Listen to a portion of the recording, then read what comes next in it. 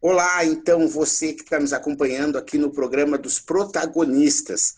Hoje a gente vai conversar um pouco sobre a viagem que eu, Marcelo Pimenta, fiz para Israel, junto com um grupo de empreendedores, de palestrantes, para descobrir um pouco sobre esse ecossistema de inovação de Israel. Estou aqui com a minha sócia, a Paola Tucunduva, direto de Miami, que vai dar um alô para vocês. Olá, sejam todos bem-vindos. Estou aqui também super ansiosa e curiosa para ouvir todas as novidades e a experiência do Marcelo lá em Israel. Vamos lá. Bacana. A gente, então, como vocês sabem, agora está fazendo um programa que ele demora em torno de 15 a 20 minutos e depois esse programa se encerra e a gente fica sozinhos com os protagonistas, respondendo dúvidas e aprofundando algumas questões. Nessa parte inicial, então, vou fazer uma explanação para dar uma visão geral sobre as questões que eu vi e os pontos que mais me chamaram a atenção. A primeira questão que eu acho que é fundamental da gente pontuar, para que vocês entendam, é o fato de a gente estar num grupo super qualificado, ou seja, não era um grupo comum de turistas, né? Todos ali eram ou escritores de livros, ou palestrantes, ou empresários, ou investidores, ou tudo isso mais ou menos misturado. Então, a gente tem, além desse grupo, ele busca experiências, né? Ele tem uma curadoria do Manuel Carlos Júnior, né? Que é uma pessoa que a gente vai trazer aqui para compartilhar as experiências dele também, que tem a Experiencialize, ele tem um livro, ele tem uma metodologia sobre como aprender vivendo experiências. E a gente, então, teve várias experiências, como essa que vocês estão vendo aí, a foto, quem está assistindo o vídeo, né, em que a gente está na Up and Right, e a gente está vivendo a experiência de usar uma cadeira de roda que levanta, depois eu vou falar um pouco mais ainda sobre ela. E várias atividades práticas, como a gente teve um desafio, a gente ganhou $50 cada equipe, e a gente tinha que comprar toda a comida no mercado de Jerusalém, para que todo o grupo pudesse comer. E um tinha que ficar responsável pela bebida, um pela comida, o outro pela sobremesa, e assim foi, e foi uma experiência bastante interessante, né?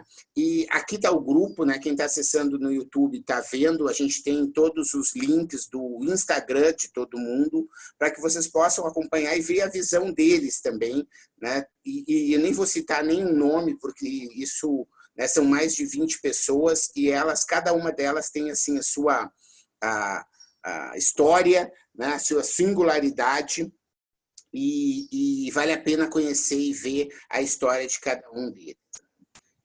Um pouquinho na história de Israel, eu acho que é fundamental, eu preparei agora alguns minutos para contextualizar um pouco sobre a história, porque senão fica complicado de entender, né? Sem entender o contexto, às vezes fica difícil de entender por que as coisas são assim, né? Então, são muitos anos de história, muitos, são milhares, 6.000 anos provavelmente, de história, né? A terra de Abraão, de Davi, de Salomão, de Jesus, de Maomé, né? Que é Mohammed, né, que é o cara do Islã, e isso é importante a gente entender que, e olha só, Jesus ele é um personagem, para a gente que é brasileiro, católico, na grande maioria das pessoas, parece assim que Jesus é aquela grande pessoa, e ela realmente foi muito importante, porém lá ele é mais um frente também a outras pessoas que acreditam que são o Messias, né? E é um local sagrado, então, para judeus, para cristãos, para muçulmanos, né? E para cristãos de várias religiões.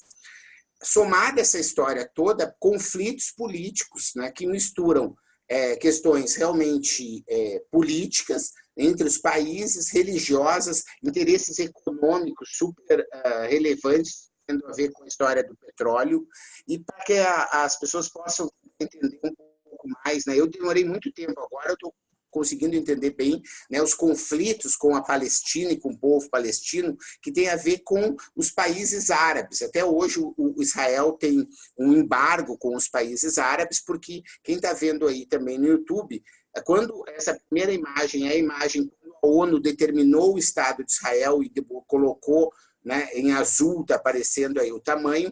Aí o que aconteceu? Os árabes não gostaram, então os árabes, a gente está falando do Egito, a Jordânia, principalmente a Arábia Saudita, né, invadiram, dizendo, não, vocês ficaram com muita terra. Israel se preparou, construiu um exército que não tinha e retomou as terras e fez mais, invadiu terras que não estavam no primeiro acordo com a ONU, terras essas que eles mantêm até hoje e que são um dos pontos de conflito que a gente enfrenta ainda hoje na humanidade. Aqui eu trouxe alguns cards do Fred Rocha, que é um dos caras que gente lá, ele fez um trabalho muito bacana, né, de alguns dados, ficaram bonitos, eu resolvi aproveitar, né? Então, um pequeno país com 9 milhões de pessoas tem a maior número de startups fora dos Estados Unidos, ou seja, na Bolsa Americana, além das americanas, o segundo país é um país do tamanho do estado de Sergipe, para vocês terem uma dimensão de que a gente está falando. Mas a terceira maior taxa de empreendedorismo do mundo, um investimento muito grande em pesquisa e desenvolvimento, 4,3% de todo o PIB, 24% de toda a população tem diploma universitário, sendo que 12% tem mais do que isso, né? Então a gente está falando de toda a população. Centros de desenvolvimento das empresas do mundo todo estão lá, mais de 330 empresas, como a Unilever, a Procter & Gamble, Dell, Microsoft, Google e outras, querem estar próximo a esse ecossistema de inovação que é muito importante. Então, tem muito investimento em startups. E tem um outro fator que eu acho que é fundamental nesse contexto inicial, que é a questão do exército, né? Porque as mulheres têm 2 anos obrigatório no exército, os homens 3 anos obrigatório. E é muito comum que normalmente o que a pessoa faz é assim, ela termina o colégio, vai para o exército, não existe isso assim como a gente tem aqui de ser dispensado. Por exemplo, eu fui dispensado. Lá ninguém é dispensado, todo mundo faz, né?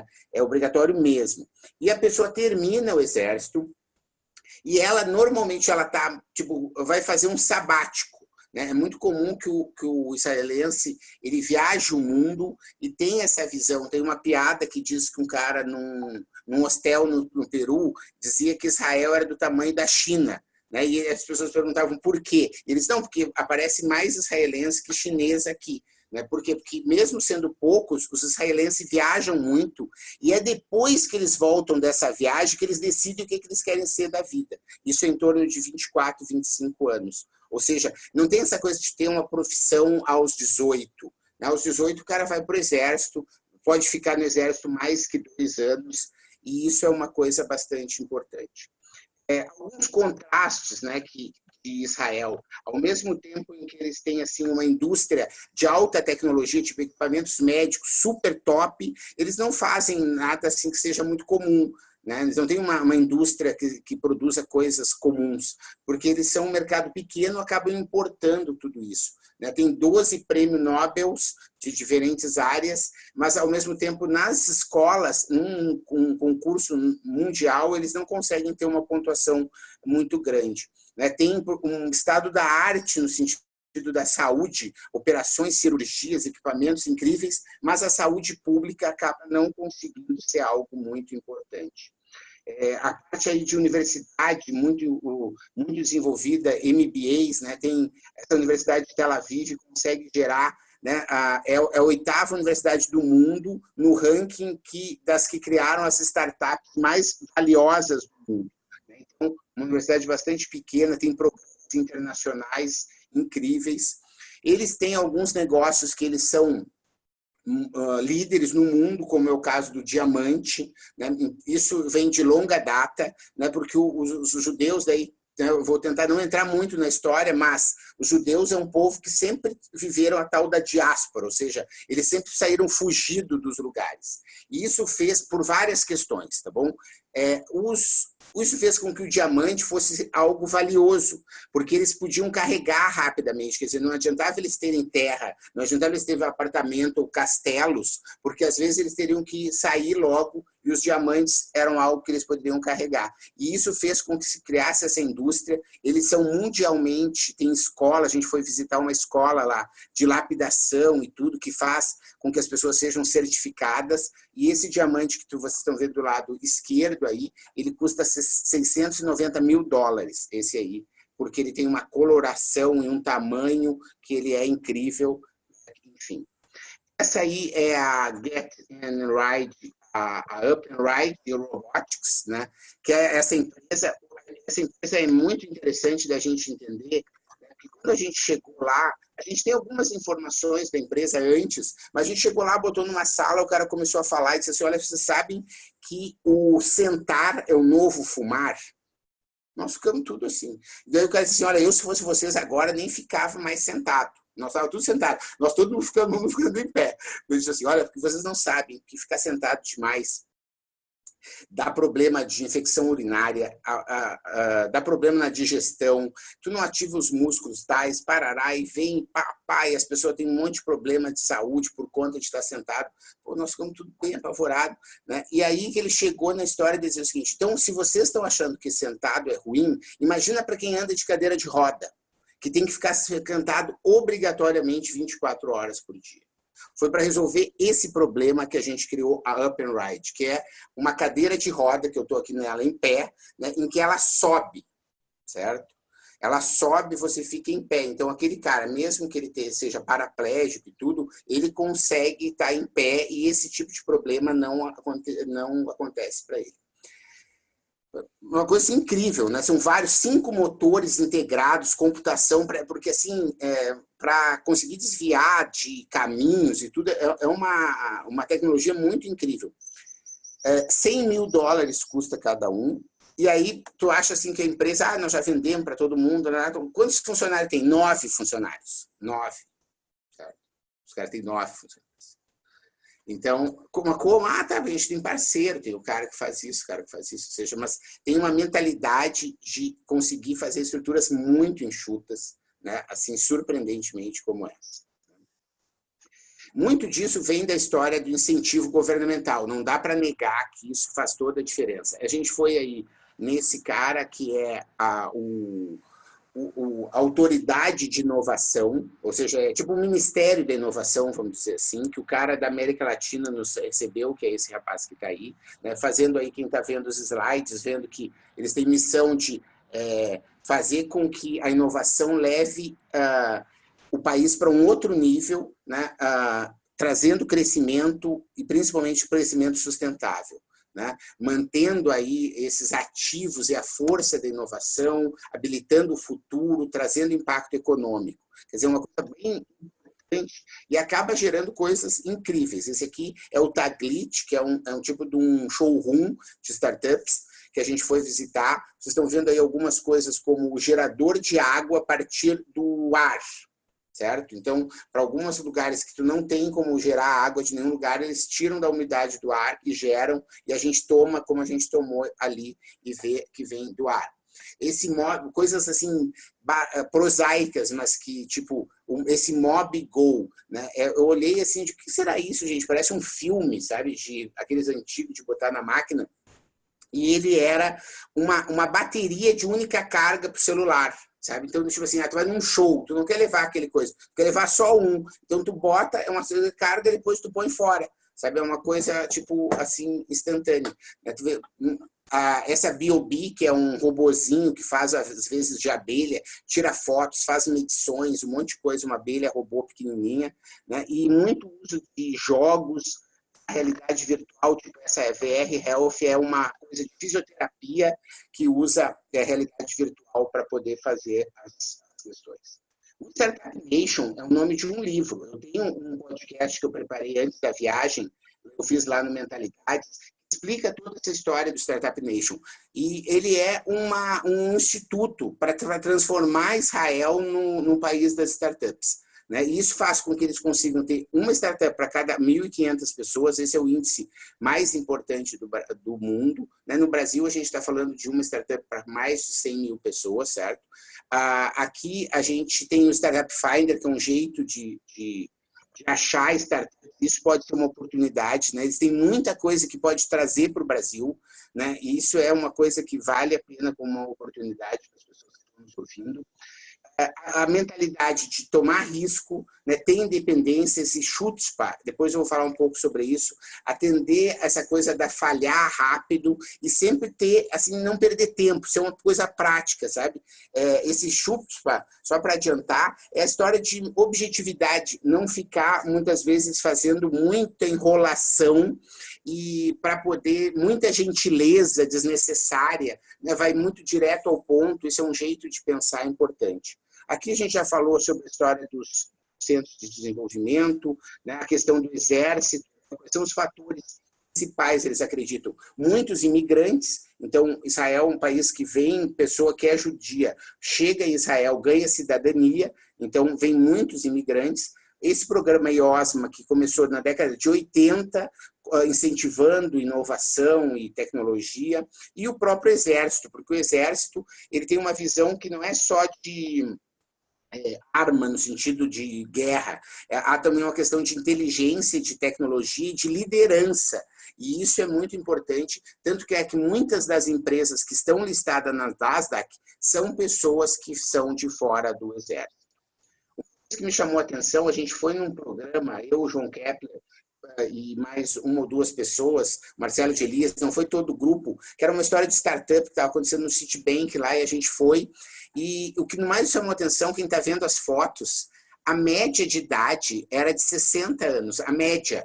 Tinha muitas pessoas de 70, tinham pessoas de 80 anos num encontro de startups, sabe? E isso é uma coisa assim de que, né, aqui no Brasil você vai, são só jovens, né? Tem algumas pessoas, né, que fazem a diferença, mas lá isso chama muita atenção e a gente não pode deixar de falar nisso.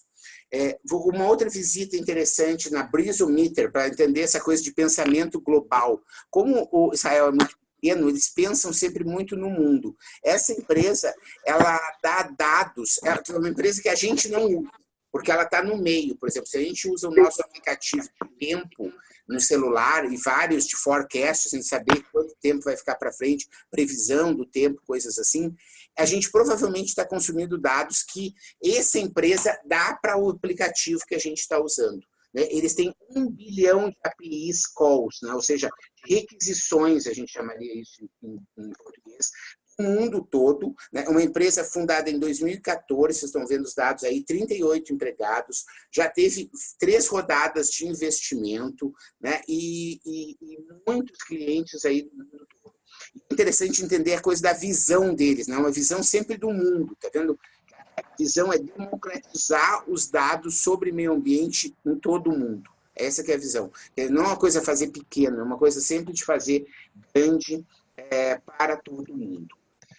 Gostaria de não deixar de registrar algumas coisas sagradas e interessantes, né? Aqui, por exemplo, esse jardim Haifa, ele é um jardim lindo e ele tem uma missão que é o seguinte, ele é voluntário para que você possa estar, então, judeus, cristãos, muçulmanos, todos trabalham junto na manutenção do jardim, sendo um exercício de convivência pacífica. Né? E é uma coisa muito bonita, interessante, né, de se ver e etc.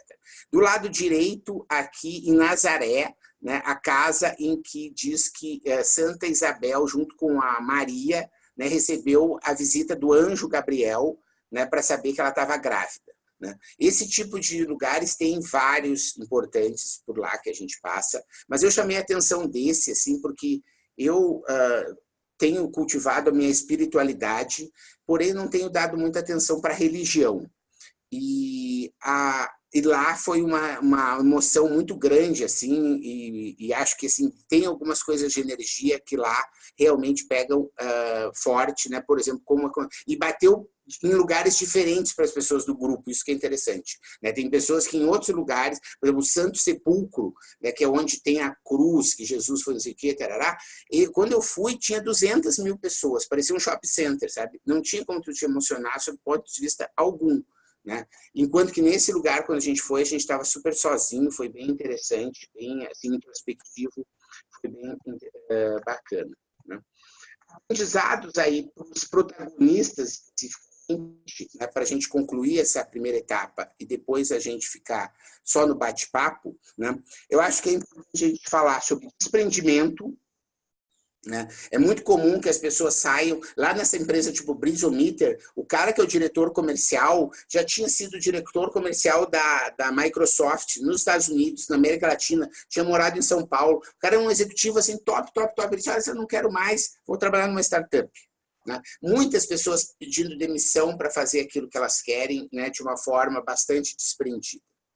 Cultivo do risco, isso é uma coisa bem interessante. E assim, o governo apoia também, né? Então, por exemplo, se você quebra, você não fica com tipo seu CPF sujo, nem nada assim. Né? Há todo um programa de apoio, de sustentação, né? E você vai para que você gere riqueza e que você entenda que isso acontece. Né? Até porque lá não tem.